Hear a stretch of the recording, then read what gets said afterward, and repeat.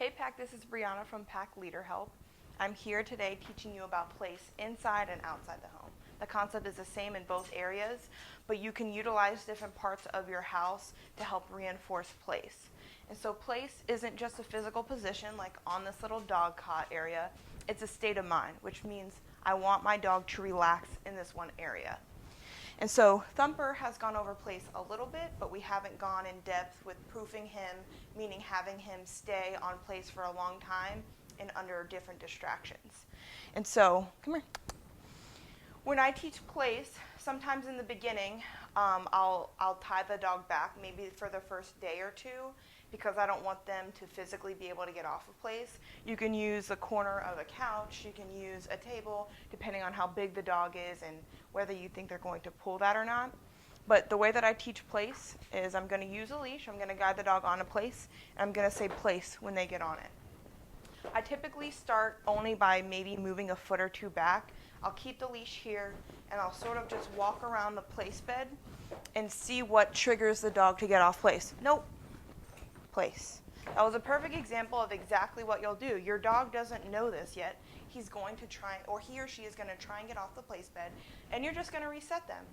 Nope, you can't get off here. Here's where you need to stay. And so Thumper has not associated place with relaxation yet because it's only been 2 days. He's a dog that's very excitable and a little bit anxious, and he doesn't know how to just relax and just how to be.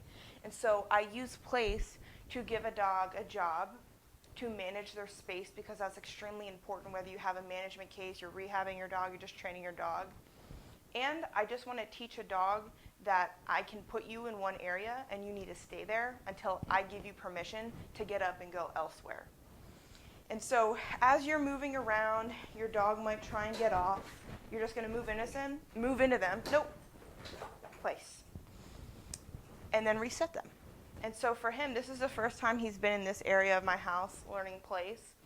And I'm just going to continue doing this and moving around until he understands that just because I move around, just because I pick up the leash, drop the leash, just because I do this, it's not an invitation for you to get off place. His only invitation to get off place is this. Let's go. That's the only phrase that releases him off of place. Thumper, place. Notice that I'm not saying, Thumper, place, Thumper, let's go. Do you see how that created so much excitement? Place. That's not what I want for place. I want place, again, it's all about calm. That's all I care about. I want this area to represent relaxation for the dog.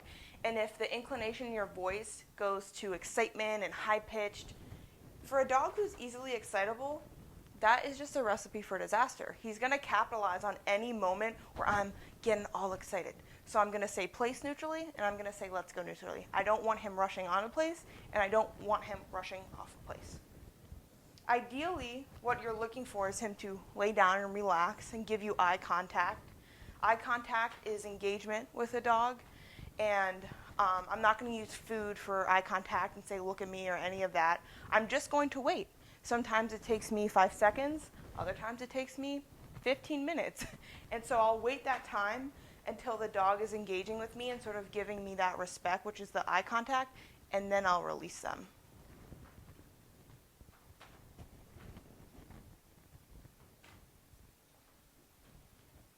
Let's go. See, even that little hop off, I'm going to slowly start expecting more and more, which is I don't want him hopping off. I just want a slow walk off of place. Thumper, place. So I'm going to drop the leash here. Maybe I'll move around. You can see how far you can get back in your own home wherever you're doing this.